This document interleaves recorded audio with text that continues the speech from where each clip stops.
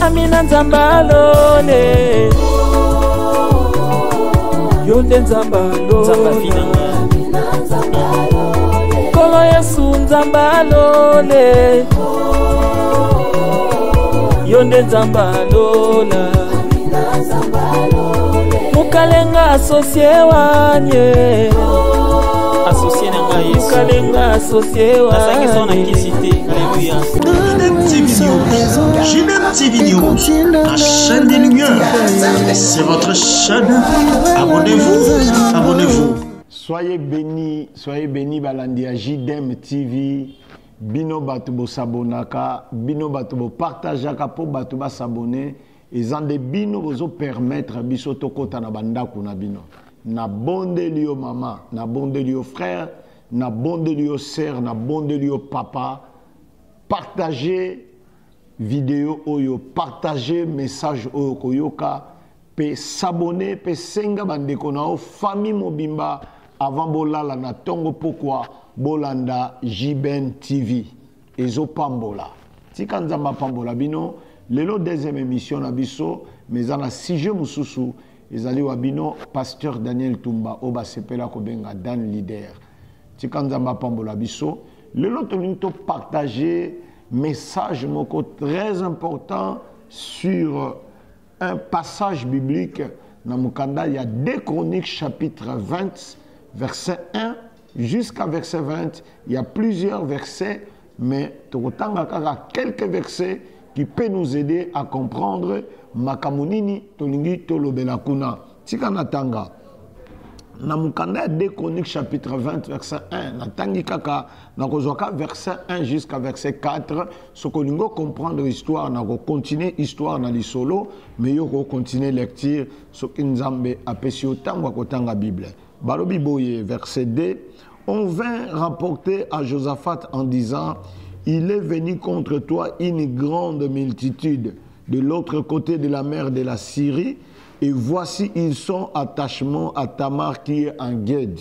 Verset 3, Balobi. Et Josaphat craignait et se détourna face pour rechercher l'Éternel et proclama un jeûne pour tout Juda. Na souki nanga na verset 3, na ko expliquer makamunyo so na message.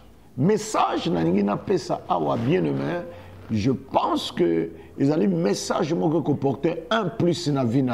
Et le vous savez, on a besoin de la connaissance parce que nous sommes dans une période de vite. Ce que je dis, monde de vitesse et monde de connaissance.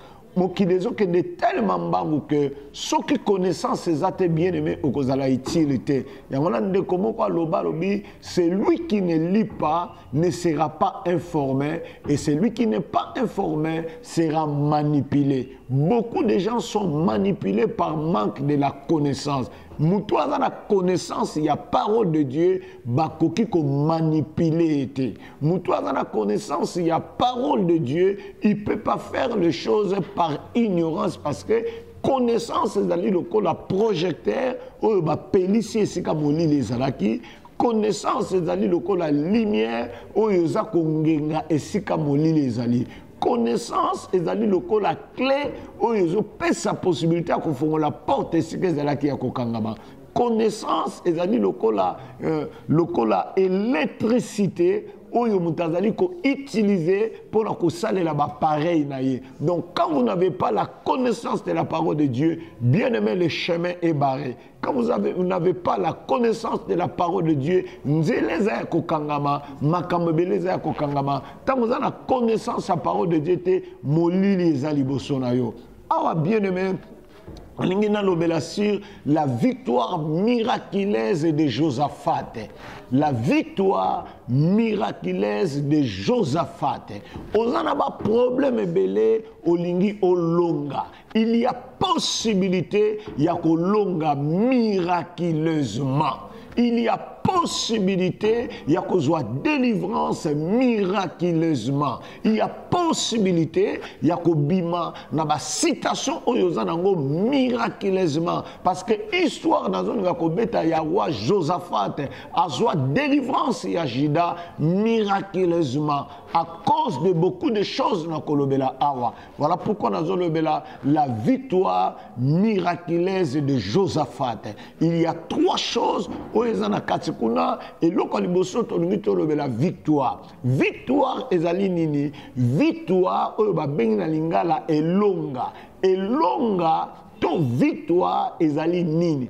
Ezali réussir. Lorsque Moutou a réussir face à ma situation moko difficile, lorsque Moutou a réussir na objectif azala kinango, lorsque Moutou a réussir na bitumba moko etelemela qui est na vie, c'est à ce moment-là bakoki ko utiliser le mot victoire. Donc on ne peut pas parler de la victoire là où il n'y a pas de combat, là où tu n'as pas combattu. Et si kayo bundite victoire bakotanga kombo nangote, et si kayo longite victoire bakotanga kombo nangote. Bazotanga kaka victoire na muto ya bundi pe ya longi. Bazotanga kaka victoire na muto azalaki na ba situation difficile bongo a réussir ba objectif azalaki nango na lero wana bakobenga ye victorieux. Soki la victoire miraculeuse de Josaphat parce que Josaphat a réussi na ba combat oyo azalaki nango. Voilà pourquoi la victoire miraculeuse de Josaphat. Miraculeuse, tozoloba mot miracle qui vient dans mot miraculeuse. Donc le mot miraculeuse, c'est-à-dire que quelque chose que les gens ne pouvaient pas imaginer, quelque chose où salami na ba effort personnel ya mutute, quelque chose où salami na intervention divine, yango tozoloba victoire moko miraculeuse. Donc nalingi na faire comprendre mutu azola nanga lelo que ba citation difficile osa ko traverser na vie na yo, il y a possibilité ya ko réussir miraculeusement. Il y a possibilité ya ko bima na citation wana miraculeusement. Il y a possibilité ya ko zwa solution miraculeusement. Miraculeusement eza ko salama ezali intervention divine. Lorsque Dieu intervient na citation moko songolo oyo mayele na yo ekoti na katite, be fort na yo ekoti na katite, ba courage no ekoti na katite parce que za na makamusu courage no ezo kontete, mayele no ezo kontete, ba effort no ezo kontete, ba relation no ezo kontete, ba opportunité na yo ezo kontete, mbongo na yo ezo kontete, ba niveau intellectuel na yo ezo kontete. Il y a que le miracle de Dieu qui peut intervenir na ba citation lokola modèle wana yango tolobi miraculeusement. La victoire miraculeuse de Josaphat. Troisième chose qui était Josaphat. Josaphat azalaki roi na mwa mboka moko muke babengi mboka ya Juda. Na époque oyo Josaphat azalaki roi, mboka wana Juda ezalaki na kata ya stabilité makasi. Na époque oyo Josaphat azalaki roi, mboka wana ezalaki ko connaître guerre te. Na époque oyo Josaphat azalaki roi na kata Juda, ba peuple to population oyo ye azalaki mukonzi na bango bazalaki ko prospérer. Peuple wana bazalaki na tranquillité. Peuple wana bazalaki na kimia. Parce que roi na bango ayebaki nzambe. Roi na bango azalaki ko diriger royauté na ye selon la parole de Dieu. Le roi Josaphat azalaki ko pesa conseil na ba chef de région, na ba chef de tribu oyo bazalaki wana pona ko permettre à ce que basala musala na bango malamu. Alors na époque ya roi Josaphat, stabilité zalaki na royaume na ye. Na Juda mobimba kimia ezalaki. Na Juda mobimba bato bazalaki na esengo. Na Juda mobimba bato bazalaki ya kopambwama. Na Juda mobimba bato bazalaki na kimia parce que mokonzi ya mboka na bango. Le roi Josaphat alakisaki bango banzela esengeli batambola parce que Juda ezalaki attaché na alliance ya Nzambe ya Abraham. Juda ezalaki attaché na alliance ya Nzambe ya Jacob. Juda ezalaki attaché na alliance ya Nzambe ya Isaac. Parce que tant que Josaphat azali kozwa pouvoir, azali ko se référer na Abraham. Josaphat azali ko se référer na Jacob. Josaphat azali ko se référer na Isaac. Atali batata wana misato na uti kotanga awa alliance basalaki na Nzambe. Tango bazalaki ko diriger, ils ont dirigé selon la parole de Dieu, ils ont dirigé en respectant les lois, les préceptes de Dieu, et c'est comme cela que lorsque Josaphat aussi a pris le pouvoir na kati ya Juda, Josaphat a dirigé son royaume dans la volonté de Dieu. Il a dirigé son royaume en étant un homme intègre. Il a dirigé son royaume en étant un homme juste. Alors, récite à Josaphat et créer motema mabe na kati ya mboka musu ezalaki pembeni. Progrès ya Josaphat, la paix oyo Juda zalaki ko bénéficier à travers leur roi Josaphat et créer motema mabe na kati ya bato. Victoire ya Joseph, ya Josaphat, j'allais dire, et créer motema mabe. Victoire ya Josaphat et créer haine na kati ya bato. Ba mboka oyo ezalaki pembeni pene, Bible eza koloba ete bato wana jalousie et salibango. Nalingi na faire comprendre yo que kolonga na yo na sena moyo oyo ekozala esengo ya bato mususu te. Bato mususu baza content te que ne bazomona zo kende liboso. Les gens ne sont pas contents ne bazomona yo zo fungwama. Les gens ne sont pas contents ne bazomona zo préparer mariage na yo. Les gens ne sont pas contents ne bazomona musala ne zo prospérer. Les gens ne sont pas contents ne bazomona yo makama mbongo ekomi facile. Ba kopi no ezo simba. Musala no ezo simba.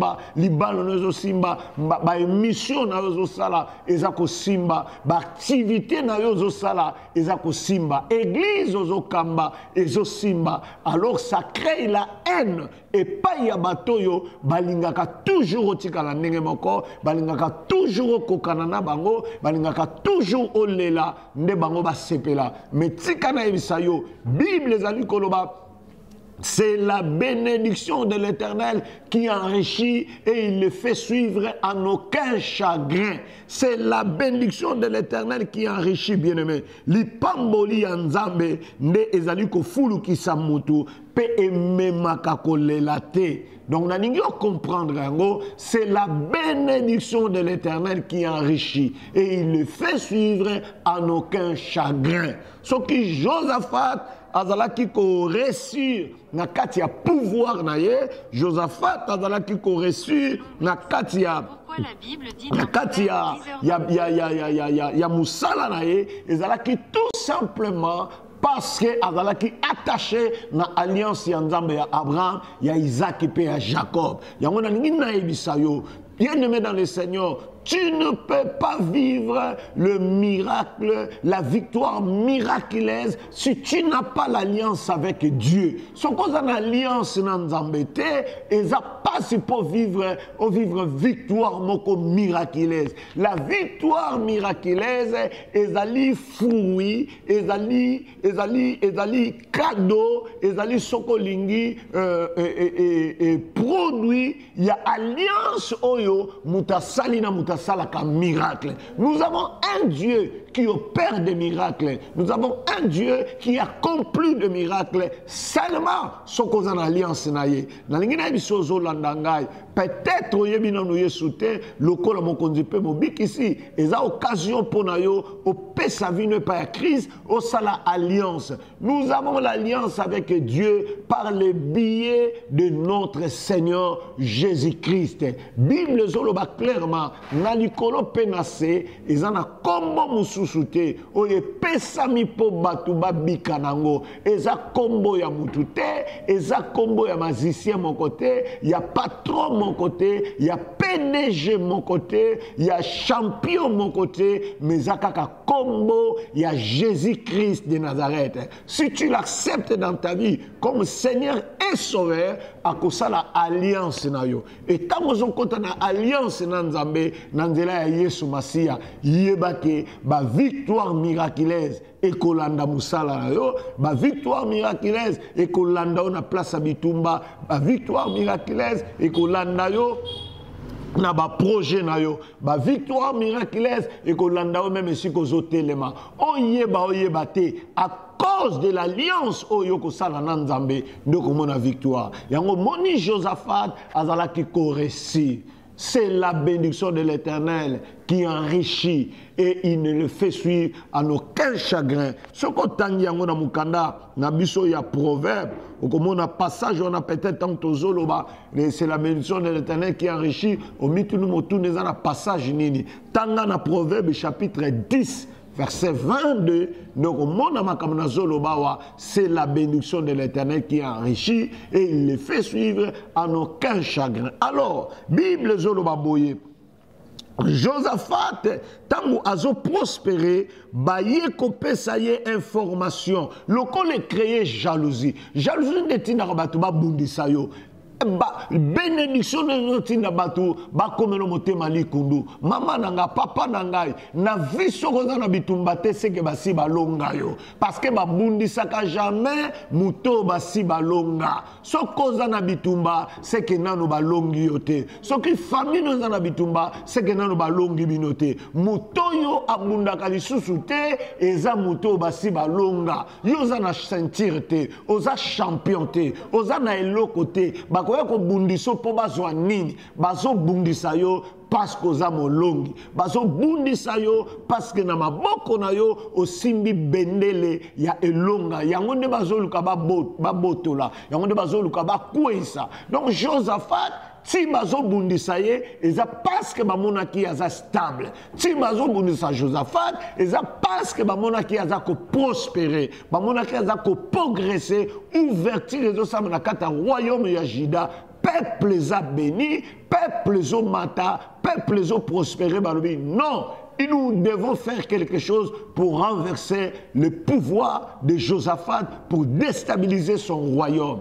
Mais bien aimé tikana ebisayo, li pamboli ya Nzambe babundisaka yango te. Soko pambola ma Nzambe, ata babundisio bakotika la kolonga ote. Soko pambola ma Nzambe, ata babundisio li pamboli no ekotika la kana maboko na yo parce que oyo Nzamba fongoli mutako kangango azate, o Nzamba kangi mutu pako fongolango azate. Nazo encourager mutu morazo la nanga na voiture na ye, mutu morazo la nanga na bureau na ye, mutu morazo la nanga na ndako na ye na chambre à coucher, mamsozo la nanga na hôpital, nazo yebisa yo ke bitumbozo bunda yonde mutoko longa parce que za na Nzambe. Bitumbozo bunda bakolonga yote mutu no ekokita na sete ko banga te na hôpital wana ko bima parce que Yahweh Nzambe aza pembeni na yo. Bien-aimé, la victoire miraculeuse de Josaphat.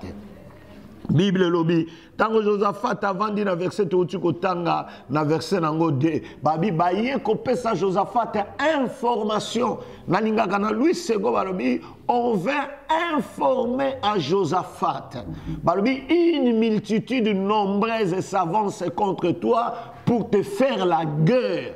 Balobi baye ko pesa Josaphat information. Balobi tala etuluko ya bato baye contre yo po basala yo guerre. Baye ko bundisa yo. Tala na nyo comprendre loko moko. Mutu oyo azoya ko bundisa yo.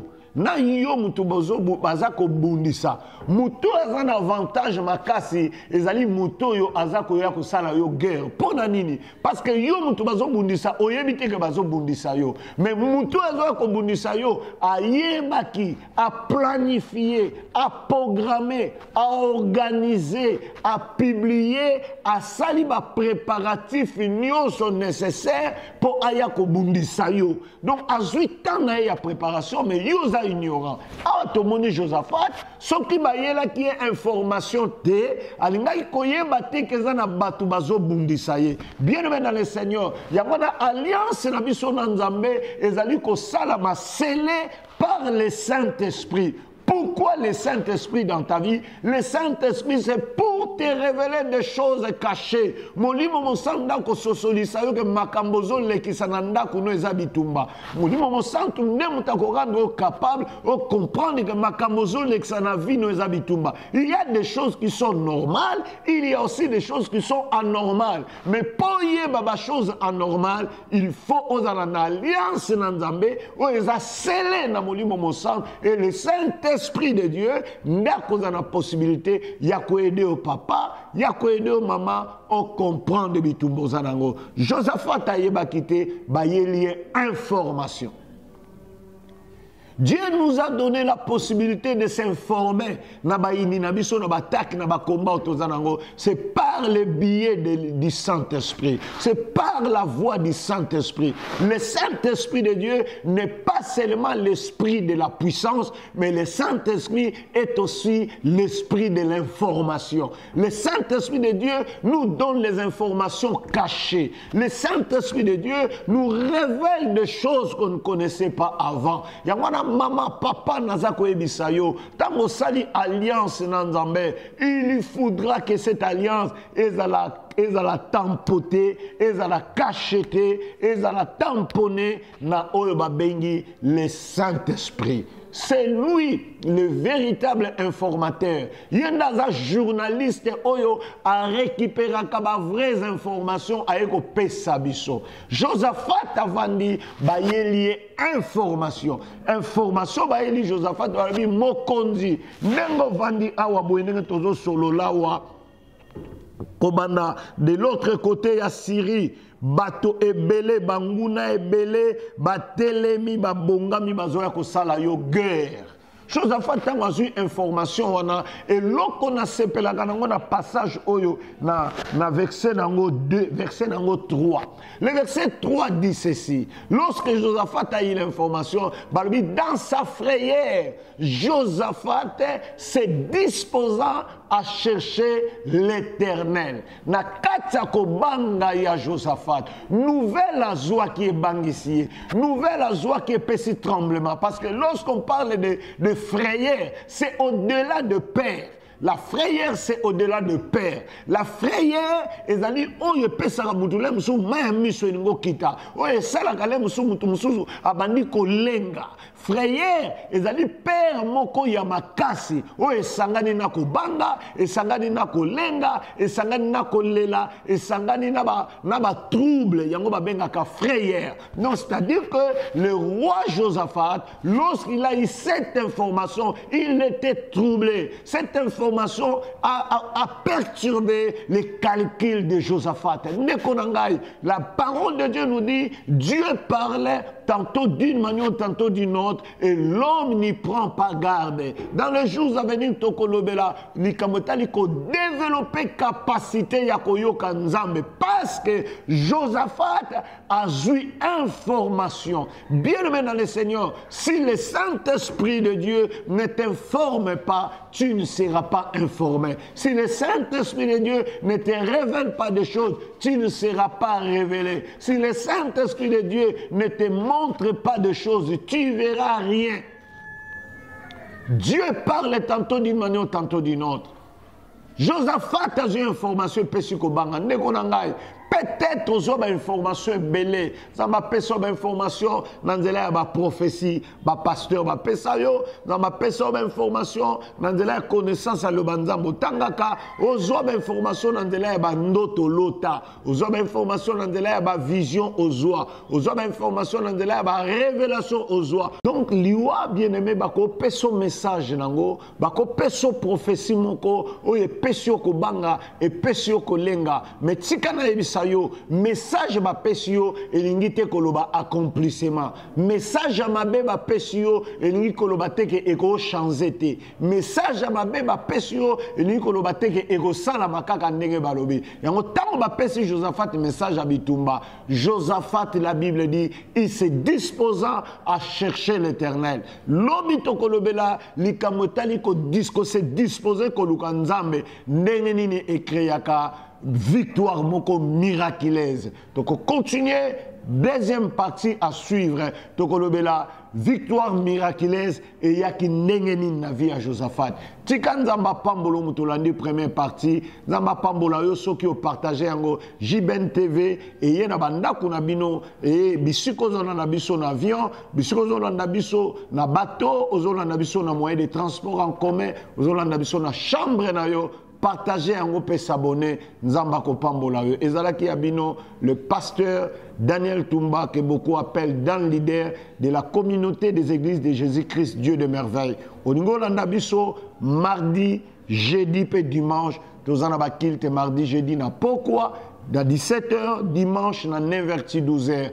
Yaka bien-aimé, na veni Kizu, numéro 29, quartier 4, Komini Anjili. Soko komika na collège Monsomi, au Tuni, avenue Kizu 29, ezali à côté, au rejoindre Bisso facilement. Nous avons contact na Bisso, soit numéro Oyo, 089 45 089 45 99 887. Yom tous en étranger au bêtis plus 243 89 45 99 887. Bateau étranger en France, Tolobaka 089 45 99 887. Que Dieu vous bénisse. Nzamba Pambola Papa Willy derrière la caméra. Nzamba Pambola Bakodia JBN TV. Merci beaucoup. Tokutani prochainement dans l'émission Nabiso suite victoire miraculeuse de Josaphat. Merci. Bye bye. Abonne-toi massivement. Ici qu'Ozali, Ozana famille, Ozana Bandeko, Ozana Baninga, s'abonner massivement. Abonne-toi sur JDM TV News officiel, la chaîne des lumières. Bien aimé, to koti sa lumière na banda kunabino, tozo koti sa lumière na bisika nyonso to bozali. Bien aimé, sango malamu ezote ya mana JDM TV News ba programme mususu ya malamu pe ya kafu ezoya na 2024. Yango to osenga yo. Banda ko s'abonner po ozanga programme ya JDM TV. Et si ko ozali tika nzambe na lola apambola. JDM TV News, la chaîne des lumières, votre chaîne, notre chaîne. Balobi, restez branchés, scotchés. Dans la chaîne Nabino, Awa présentement na Congo, Kinshasa, JDM TV News. Nous avons des émissions comme Gilbert et Soin Pasteur. Nous avons des émissions Instant d'Espoir. Nous avons des émissions Les Chrétiens et la musique. Balobi Awa, il y a des prédications, exhortations. Nous sommes là pour exhorter, pour éclairer. Balobi Tikala Wana Zala branché ko Zapete. Boka télécommande Landa JDM TV News Tikala Awa. Yebisan de Kwaza Pembe Nayo à s'abonner. Yom to s'abonner, abonne-toi massivement. Et nous sommes la chaîne chrétienne, la chaîne des lumières. Restez là, abonnez-vous massivement et vous ne serez pas dit. Francine Chala sur JDM TV News officiel. Fidèles téléspectateurs de JDM TV News, abonnez-vous massivement sur votre chaîne et vous ne serez jamais déçus. Car la Bible dit, les ténèbres ne régneront pas toujours sur la lumière. Et JDM TV, c'est un canal pour apporter de la lumière et pour l'édification du corps du Christ. Donc abonnez-vous massivement, appelle ton voisin, ta voisine et abonne-toi car ici il y a de meilleures choses à venir. Et bien sûr nous recevons pour vous des pasteurs, des serviteurs de Dieu et nous recevons aussi de chantres. Et dans JDM TV News, vous avez de la lumière sur toute l'actualité chrétienne. Restez scotchés, restez branchés sur votre chaîne, mais surtout, ne manquez pas d'inviter vos amis et à s'abonner sur JDM TV News, la chaîne de la lumière. JDM TV News, la chaîne des lumières. C'est votre chaîne. Abonnez-vous, abonnez-vous.